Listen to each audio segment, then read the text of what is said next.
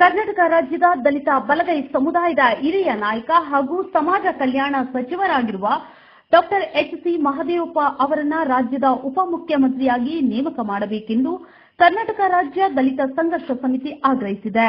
ಸಮಾಜ ಕಲ್ಯಾಣ ಸಚಿವರಾಗಿ ಡಾಕ್ಟರ್ ಎಚ್.ಸಿ. ಮಹದೇವಪ್ಪ ಅವರು ಜನಪರ ಯೋಜನೆಗಳನ್ನು ಯಶಸ್ವಿಯಾಗಿ ಜಾರಿಗೆ ತಂದು ಸಮಾಜದ ಎಲ್ಲ ವರ್ಗಗಳ ಅಭಿವೃದ್ಧಿಗೆ ಶ್ರಮಿಸಿದ್ದಾರೆ ಎಂದು ಸಮಿತಿ ತಿಳಿಸಿದೆ. ಸಂವಿಧಾನ ಜಾರಿಗೆ ಬಂದ ಹಲವು ದಶಕಗಳ ನಂತರವೂ ಸಾರ್ವಜನಿಕರಲ್ಲಿ ಸಂವಿಧಾನದ ಪೀಠಿಕೆಯ ಕುರಿತು ಸಮರ್ಪಕ ಅರಿವು ಇರಲಿಲ್ಲ. ಆದರೆ ಸಮಾಜ ಕಲ್ಯಾಣ ಸಚಿವರಾದ ಬಳಿಕ ಡಾಕ್ಟರ್ ಮಹದೇವಪ್ಪ ಅವರು ರಾಜ್ಯದ ಮೂಲೆ ಮೂಲೆಗೂ ಸಂವಿಧಾನ ಪೀಠಿಕೆಯ ಜಾಗೃತಿ ಜಾಥಾವನ್ನ ನಡೆಸಿ ಸಂವಿಧಾನದ ಆಶಯಗಳನ್ನು ಜನಸಾಮಾನ್ಯರಿಗೆ ತಲುಪಿಸುವಲ್ಲಿ ಮಹತ್ವದ ಪಾತ್ರ ವಹಿಸಿದ್ದಾರೆ ಎಂದು ಪ್ರಶಂಸಿಸಲಾಗಿದೆ.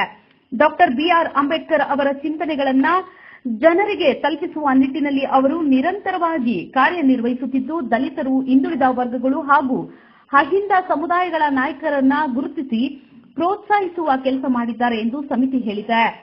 ರಾಜ್ಯದ ಹಿರಿಯ ದಲಿತ ನಾಯಕರಾದ ಬಿ. ಬಸವಲಿಂಗಪ್ಪ ಅವರ ನಂತರ ರಾಜ್ಯದ ವಿವಿಧ ಭಾಗಗಳ ದಲಿತ ಮುಖಂಡರು ಮತ್ತು ಸಾಮಾಜಿಕ ಹೋರಾಟಗಾರರನ್ನ ಹೆಸರಿನಿಂದ ಗುರುತಿಸುವ ನಾಯಕತ್ವ ಗುಣವನ್ನು ಡಾಕ್ಟರ್ ಮಹದೇವಪ್ಪ ಅವರು ಹೊಂದಿದ್ದಾರೆ ಎಂದು ಸಂಘಟನೆ ಅಭಿಪ್ರಾಯಪಟ್ಟಿದೆ.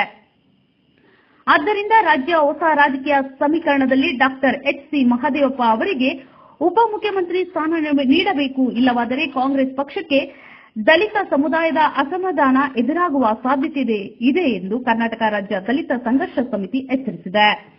ಒಟ್ಟಿನಲ್ಲಿ ಡಾಕ್ಟರ್ ಎಚ್.ಸಿ. ಮಹದೇವಪ್ಪ ಅವರನ್ನ ರಾಜ್ಯದ ಉಪಮುಖ್ಯಮಂತ್ರಿಯಾಗಿ ನೇಮಕ ಮಾಡಿ ದಲಿತ ಸಮುದಾಯಕ್ಕೆ ನ್ಯಾಯ ಒದಗಿಸಬೇಕೆಂದು ಸಮಿತಿ ಸರ್ಕಾರವನ್ನು ಆಗ್ರಹಿಸಿದೆ.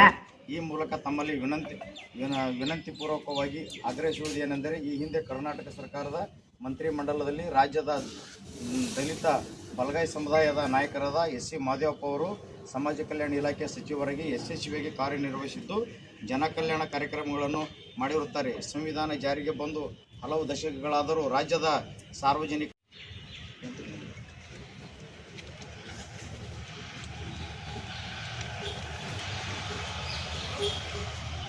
Okay sir.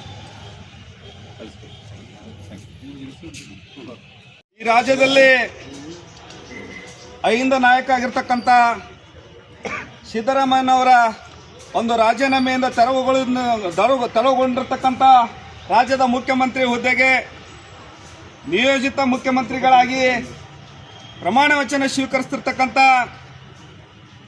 ಡಿ.ಕೆ. ಶಿವಕುಮಾರ್ ಅವರ ಸಂಪುಟದಲ್ಲಿ ಇವತ್ತ ಅನೇಕ ಹಿರಿಯ ಸಚಿವರುಗಳನ್ನು ಇವತ್ತು ಕೈ ಬಿಡುತ್ತಿರುವುದನ್ನು ಈ ಸಂದರ್ಭದಲ್ಲಿ ನಾನು ಕರ್ನಾಟಕ ರಾಜ್ಯ ದಲಿತ ಸಂಘರ್ಷ ಸಮಿತಿ ಜಿಲ್ಲಾ ಶಾಖೆ ಬಿಜಾಪುರದಿಂದ ಉಗ್ರವಾಗಿ ಖಂಡಿಸ್ತಾ ಇದ್ದೇನೆ. ಈ ರಾಜ್ಯದಲ್ಲಿ ಕಾಂಗ್ರೆಸ್ ಅಧಿಕಾರಕ್ಕೆ ಬರಬೇಕಾದ್ರೆ ಈ ರಾಜ್ಯದ ದಲಿತರು, ಹಿಂದುಳಿದವರು ಮತ್ತು ಎಸ್.ಸಿ. ಎಸ್.ಟಿ. ರಾಜಕಾರಣಿಗಳಿಂದ ಈ ರಾಜ್ಯಕ್ಕೆ ಕಾಂಗ್ರೆಸ್ ಪಕ್ಷ ರಾಜ್ಯಭಾರ ಮಾಡಲು ಬಂದಿದೆ ಅಂತೇಳಿ ಸಂದರ್ಭದಲ್ಲಿ ನಾನು ಹೇಳ್ತಾ ಇದ್ದೀನಿ. ಯಾಕೆ ಈ ಮಾತು ಹೇಳ್ತಾ ಇದ್ದೀನಂದ್ರೆ, ಈ ರಾಜ್ಯದಲ್ಲಿ ಅನೇಕ ನೂರಾರು ದಲಿತ ಸಂಘಟನೆಗಳಾಗಿ ಒಡೆದು ಹೋಗಿ ತಮ್ಮ ವ್ಯಾಪ್ತಿಯಲ್ಲಿ ಕೆಲಸ ಮಾಡ್ತಾ ಇದ್ದು. ಆದರೆ ಈ ರಾಜ್ಯದ ಎಸ್.ಸಿ. ಎಸ್.ಟಿ. ಸಚಿವರು, ಎಸ್.ಸಿ. ಎಸ್.ಟಿ. ರಾಜಕಾರಣಿಗಳಾಗಿರ್ತಕ್ಕಂಥ ಮಾದೇವ್ ಸಾಬ್ರಾಗಿರ್ಬೋದು, ಪರಮೇಶ್ವರ್ ಸಾಬ್ರಾಗಿರ್ಬೋದು, ಸತೀಶ್ ಜಾರಕಿಹೊಳಿ ಆಗಿರ್ಬೋದು, ಅವರೆಲ್ಲರನ್ನು ಕೂಡಿಕೊಂಡು ಈ ರಾಜ್ಯದ ಎಲ್ಲ ದಲಿತ ಸಂಘಟನೆಯರನ್ನು ಒಂದುಗೂಡಿಸಿ ದಲಿತರ ಐಕ್ಯತಾದ ಚಾಲನಾ ಸಮಿತಿ ಅಂತೇಳಿ ಮಾಡಿ ಬೆಂಗಳೂರಿನಲ್ಲಿ ಬೃಹತ್ ಒಂದು ಸಮಾವೇಶ ಮಾಡಿ ಈ ರಾಜ್ಯಕ್ಕೆ ಒಂದು ಸಂದೇಶವನ್ನು ಕಳಿಸಿ ಈ ರಾಜ್ಯದಲ್ಲಿ ಕಾಂಗ್ರೆಸ್ ಸರ್ಕಾರ ಬರ್ಲಕ್ಕ ಕಾರಣರಾಗಿದ್ದವರು ಯಾರಪ್ಪ ಅಂದ್ರ ಈ ರಾಜ್ಯದ ದಲಿತ ರಾಜಕಾರಣಿಗಳಂತೇಳಿ ಸಂದರ್ಭದಲ್ಲಿ ನಾನು ಹೇಳ್ತಾ ಇದ್ದೀನಿ. ಇವತ್ತ ನಾವು ಏನು ಕಾಣಕತ್ತೀವಪ್ಪ ಅಂತಂದ್ರೆ, ಈ ರಾಜ್ಯಕ್ಕೆ ದಲಿತ ಮುಖ್ಯಮಂತ್ರಿ ಆಗುವುದನ್ನು ನಾವು ಕಾಣಬೇಕಾಗಿತ್ತು. ಆದರೆ ನಮ್ಮದು ಈ ರಾಜ್ಯದ ಒಂದು ದುರ್ದೈವ ಸಂಗತಿ ಅಂತೇಳಿ ಸಂದರ್ಭದಲ್ಲಿ ನಾನು ಹೇಳ್ತಾ ಇದ್ದೀನಿ. ಯಾಕೆ ಹೇಳ್ತಾ ಇದ್ದೀನಪ್ಪ ಈ ಮಾತಂದ್ರೆ, ಈ ರಾಜ್ಯದಲ್ಲಿ ಬಹುಸಂಖ್ಯಾತರಾಗಿರ್ತಕ್ಕಂಥ ದಲಿತರು ನಾವು ಇವತ್ತು ಕಾಂಗ್ರೆಸ್ಗೆ ಓಟ್ ಬೇಕಾಗಿದ್ದೀವಿ. ಆದರೆ ಕಾಂಗ್ರೆಸ್ ಒಂದು ಉನ್ನತವಾದ ಕುರ್ಚಿಯಲ್ಲಿ ನಮಗೆ ಕೊಡ್ಲಾಕ ಇವತ್ತು ಕಾಂಗ್ರೆಸ್ ಹೈಕಮಾಂಡ್ ಹಿಂದ ಮುಂದೆ ನೋಡ್ಲಕತ್ತದಲ್ಲ, ಇದು ಈ ರಾಜ್ಯದ ದುರಂತ ಅಂತೇಳಿ ಸಂದರ್ಭದಲ್ಲಿ ನಾನು ಹೇಳ್ತಾ ಇದ್ದೀನಿ. ಅದಕ್ಕೆ ನಾನು ಈ ರಾಷ್ಟ್ರೀಯ ಎಐಸಿಸಿ ಅಧ್ಯಕ್ಷರಾಗಿರ್ತಕ್ಕಂಥ ಮಲ್ಲಿಕಾರ್ಜುನ್ ಖರ್ಗೆ ಅವರಾಗಿರ್ಬೋದು, ರಾಹುಲ್ ಗಾಂಧಿ ಅವರಾಗಿರ್ಬೋದು, ಸೋನಿಯಾ ಗಾಂಧಿ ಅವರಾಗಿರ್ಬೋದು, ಇವರಿಗೆ ಈ ಹೋರಾಟದ ಮುಖಾಂತರ ಒಂದು ಎಚ್ಚರಿಕೆಯನ್ನು ನೀಡ್ತಾ ಇದ್ದೀನಿ. ನೀವೇನಾದ್ರೂ ದಲಿತರು, ಹಿಂದುಳಿದವರು, ಅಲ್ಪಸಂಖ್ಯಾತರು ಈ ಕಾಂಗ್ರೆಸ್ ಪಕ್ಷದಲ್ಲಿ ಕಡೆಗಣಿಸಿದ್ರ ಕರ್ನಾಟಕ ಮುಕ್ತ ಕಾಂಗ್ರೆಸ್ ಆಗ್ತದಂತಕ್ಕಂಥ ಮಾತು ಈ ಸಂದರ್ಭದಲ್ಲಿ ಹೇಳಬೇಕಾಗ್ತದ. ಅದಕ್ಕೆ ನಾವು ಈ ಕಾಂಗ್ರೆಸ್ ಯಾಕೆ ಬೆಂಬಲ ಮಾಡ್ತಾ ಇದ್ದೀವಪ್ಪ ಅಂದ್ರ ಒಂದು ಜಾತ್ಯತೀತ ತತ್ವಗಳನ್ನು ಇಟ್ಕೊಂಡು ಹೊಂಟದ ಹೇಳಿ ಮಾಡ್ತಾ ಇದ್ದೀವಿ. ದಿವಂಗತ ಇಂದಿರಾ ಗಾಂಧಿ ಅವರ ಒಂದು ಕೆಲಸದ ಮ್ಯಾಗ ನಾವು ಈ ಕಾಂಗ್ರೆಸ್ ಪಕ್ಷಕ್ಕೆ ಬೆಂಬಲ ಮಾಡ್ತಾ ಇದ್ದೀವಿ. ಅದನ್ನು ಏನಾದ್ರೂ ನೀವು ದುರುಪಯೋಗ ಮಾಡ್ಕೊಂಡು ನೀವೇನಾದ್ರೂ ತಪ್ಪು ತಿಳುವಳಿಕೆ ಮಾಡ್ಕೊಂಡು ಇವರೆಲ್ಲಿ ಹೋಗಲ್ಲ ಕಾಂಗ್ರೆಸ್ ಅಂತ ಹೇಳಿ ನೀವೇನಾದ್ರೂ ಈ ಬಂಡತನ ಮಾಡಿದ್ರ ನಿಮಗೆ ತಕ್ಕ ಪಾಠ ಕಲಿಸ್ತೀವಿ ಅಂತಕ್ಕಂಥ ಮಾತು ಈ ಸಂದರ್ಭದಲ್ಲಿ ನಾನು ಹೇಳ್ತಾ ಇದ್ದೀನಿ. ಅದಕ್ಕೆ ಇವತ್ತ ಈ ರಾಜ್ಯದಲ್ಲಿ ಒಬ್ಬ ದಲಿತರು, ಹಿಂದುಳಿದವರು, ಐಂದ ನಾಯಕರಾಗಿರ್ತಕ್ಕಂಥ ಡಾಕ್ಟರ್ ಎಸ್ ಸಿ ಮಾದೇಪ್ಪನವರನ್ನು ಈ ಇವತ್ತಿನ ಪ್ರಮಾಣ ವಚನ ಸಂದರ್ಭದಲ್ಲಿ ಸಚಿವ ಸ್ಥಾನವನ್ನು ಕೈ ಬಿಟ್ಟಿರೋದು ಇವತ್ತ ಇಡೀ ಕರ್ನಾಟಕದ ದಲಿತ ಜನಕ್ಕೆ ಆಗಿರ್ತಕ್ಕಂಥ ನೋವಾಗಿದೆ ಅಂತಕ್ಕಂಥ ಮಾತು ಈ ಸಂದರ್ಭದಲ್ಲಿ ಹೇಳ್ತಾ ಇದ್ದೀನಿ. ಇವತ್ತ ದಿವಂಗತ ಬಿ ಬಸಲಿಂಗಪ್ಪ ಅವ್ರ ನಂತರ ಇಡೀ ರಾಜ್ಯದಲ್ಲಿ ಯಾರಾದ್ರೂ ಒಂದೊಂದು ಕ್ಷೇತ್ರಕ್ಕೆ ಹೋದ್ರ, ಒಂದೊಂದು ಜಿಲ್ಲೆಗೆ ಹೋದ್ರ ಹೆಸರಿಟ್ಟು ಕರೆದು ಪರಿಚಯಿಸಿದವರು ಯಾರಾದ್ರೂ ಅದಂದ್ರ ಎಸ್ ಸಿ ಮಾದೇವ್ ಸಾಹೇಬ್ರು ಅಂತಕ್ಕಂಥ ಮಾತು ಈ ಸಂದರ್ಭದಲ್ಲಿ ನಾನು ಹೇಳಬೇಕಾಗಿದೆ. ಅದಕ್ಕೆ ಅಂತ ನಾಯಕರನ್ನು ನೀವೇನಾದ್ರೂ ಈ ಸಚಿವ ಸಂಪುಟದಿಂದ ದೂರ ಇಡೋದಾಗಲಿ, ಅವರನ್ನು ಕಡೆಗಣಿಸೋದಾಗಲಿ ಮಾಡಿದ್ರ ನೀವು ಮುಂದಿನ ದಿನವಾಗ 2028ರ ವಿಧಾನಸಭಾ ಚುನಾವಣೆಯಲ್ಲಿ ನಿಮಗೆ ತಕ್ಕ ಪಾಠ ಕಲಿಸ್ತೇವೆ ಅಂತಕ್ಕಂಥ ಎಚ್ಚರಿಕೆ ಈ ಸಂದರ್ಭದಲ್ಲಿ ಹೇಳಿ ನನ್ನ ಮಾತನ್ನು ಮುಗಿಸ್ತಾ ಇದ್ದೇನೆ. ಜೈ ಭೀಮ್, ಜೈ ಭಾರತ್. ರಾಜ್ಯದಲ್ಲಿ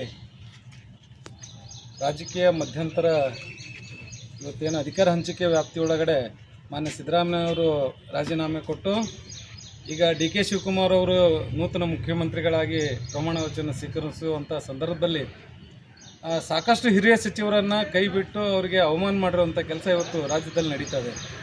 ವಿಶೇಷವಾಗಿ ದಲಿತ ಸಮುದಾಯದ ನಾಯಕರುಗಳು ಇವತ್ತು ಏನು ಕಾಂಗ್ರೆಸ್ ಅಧಿಕಾರಕ್ಕೆ ಬರೋದಕ್ಕೆ ದಲಿತರ ಏನು ಕಾಂಟ್ರಿಬ್ಯೂಷನ್ ಏನಿತ್ತಲ್ಲ ಅದನ್ನು ಪರಿಗಣಿಸದೇ ಮೇಲ್ಜಾತಿ ಎಲ್ಲ ಸಚಿವರಿಗೆ, ಶಾಸಕರುಗಳಿಗೆ ಮಣೆ ಹಾಕಿರುವಂಥದ್ದು ಇಡೀ ದಲಿತ ಸಮುದಾಯಕ್ಕೆ ಇವತ್ತು ಕರ್ನಾಟಕ ರಾಜ್ಯದಲ್ಲಿ ಕಾಂಗ್ರೆಸ್ ಮಾಡಿರುವಂಥ ಅವಮಾನ. ಹಾಗಾಗಿ ಇವತ್ತು ಈ ಕಾಂಗ್ರೆಸ್ ಅಧಿಕಾರಕ್ಕೆ ಬರೋಕ್ಕಿಂತ ಮುಂಚೆ ಐಕ್ಯತಾ ಸಮಾವೇಶ ಅನ್ನುವಂಥದ್ದು ಇಡೀ ರಾಜ್ಯದ ದಲಿತರನ್ನು ಬೆಂಗಳೂರಿನ ನ್ಯಾಷನಲ್ ಕಾಲೇಜ್ ಮೈದಾನ ಬಸವನಗುಡಿಯಲ್ಲಿ ಸೇರಿಸಿ ಇವತ್ತು ದೊಡ್ಡ ಮಟ್ಟದ ಹೋರಾಟ ಮಾಡಿ ಜನಜಾಗೃತಿ ಮಾಡಿರ್ತಕ್ಕಂಥ ದಲಿತ ಸಮುದಾಯದ ಶಾಸಕರುಗಳು ಏನು ನಾಯಕರುಗಳಿದ್ರು ಅವರೆಲ್ಲವನ್ನ ಪರಿಗಣಿಸಬೇಕಾಗಿತ್ತು. ಇವತ್ತು ರಾಜ್ಯ ಸರ್ಕಾರದ ಕಾಂಗ್ರೆಸ್ ಸರ್ಕಾರ ಇವತ್ತು ಅವರನ್ನು ಕಡೆಗಣಿಸುವಂಥ ಕಾರ್ಯಕ್ರಮ ಇವತ್ತು ಹಮ್ಮಿಕೊಂಡಿದೆ. ಹಾಗಾಗಿ ಮಾನ್ಯ ನೂತನವಾಗಿ ಪ್ರಮಾಣ ವಚನ ಸ್ವೀಕರಿಸುತ್ತಿರುವಂಥ ಡಿ ಕೆ ಶಿವಕುಮಾರ್ ನಾವು ವಿನಂತಿಯನ್ನು ಮಾಡ್ಕೊಳ್ತಾ ಇದ್ದೀವಿ. ಹಾಗೆ ಎಚ್ಚರಿಕೆಯನ್ನು ಕೂಡ ಕೊಡ್ತಾ ಇದ್ದೀವಿ. ಎಚ್ ಸಿ ಮಾದೇವಪ್ಪ ಅವ್ರನ್ನ ಸಂಪುಟದಿಂದ ಕೈ ಬಿಟ್ಟು ಅವ್ರನ್ನ ದೂರ ಮಾಡಿದ್ದೇ ಆಗಿದ್ದರಲ್ಲಿ ಕಾಂಗ್ರೆಸ್ ಈ ವಿಚಾರದಲ್ಲಿ ದೊಡ್ಡ ಮಟ್ಟದ ಪೆಟ್ಟನ್ನು ತಿನ್ನುವಂಥದ್ರಲ್ಲಿ ಎರಡು ಮಾತಿಲ್ಲ. ಇವತ್ತು ಎಚ್ ಸಿ ಮಾದೇವಪ್ಪನಂತವರು ದಲಿತ ಬಲಗೈ ಸಮುದಾಯದ ನಾಯಕರಾಗಿದ್ದು, ಬಿ ಬಸವಲಿಂಗಪ್ಪ ನಂತರ ಇವತ್ತು ಏನಾದರೂ ಸಂವಿಧಾನ ಆಶಯಗಳಿಗೆ ಹೋಗೊಟ್ಟು ಸಂವಿಧಾನ ಪೀಠಿಕೆಯನ್ನು ರಾಜ್ಯದ ತುಂಬ ಇವತ್ತು ಜನರಿಗೆ ಮುಟ್ಟಿಸುವಂಥ ಕೆಲಸ ಮಾಡಿದ್ರಲ್ಲಿ ಪ್ರಮುಖರು ಇವತ್ತು ಎಚ್ ಸಿ ಮಾದೇವಪ್ಪನವರು. ಅಂಥ ಹಿರಿಯ ನಾಯಕರನ್ನು ಕಡೆಗಣಿಸಿದ್ದೇ ಆಗಿದ್ದಲ್ಲಿ ನಾವು ಬಹಳ ಉಗ್ರವಾಗಿ ಕಾಂಗ್ರೆಸ್ ವಿರುದ್ಧ ಹೋರಾಟವನ್ನು ಮಾಡಿ 2028ರ ಚುನಾವಣೆಯಲ್ಲಿ ಕಾಂಗ್ರೆಸ್ಸನ್ನು ಕರ್ನಾಟಕದಲ್ಲಿ ಕಾಂಗ್ರೆಸ್ ಮುಕ್ತ ಕರ್ನಾಟಕ ಮಾಡೋದ್ರಲ್ಲಿ ನಾವು ಎರಡು ಮಾತಿಲ್ಲ ಅಂತ ಮೂಲಕ ಎಚ್ಚರಿಕೆಯನ್ನು ಕೊಡ್ತೇವೆ. ಹಾಗಾಗಿ ಮತ್ತೊಮ್ಮೆ ಮುಗಿದೊಮ್ಮೆ ಕಾಂಗ್ರೆಸ್ನ ಎಲ್ಲ ಹಿರಿಯ ನಾಯಕರಲ್ಲಿ ಮನವಿಯನ್ನು ಮಾಡ್ಕೊಳ್ತಾ ಇದ್ದೀವಿ. ಡಾಕ್ಟರ್ ಎಚ್ ಸಿ ಮಾದೇವಪ್ಪ ಅವ್ರನ್ನ ಸಂಪುಟದಲ್ಲಿ ಸೇರಿಸಿಕೊಂಡು ಅವರಿಗೆ ಸೂಕ್ತ ಸ್ಥಾನಮಾನ ನೀಡಬೇಕಂತ ಮೂಲಕ ಆಗ್ರಹಿಸ್ತಾ ಇದ್ದೀವಿ.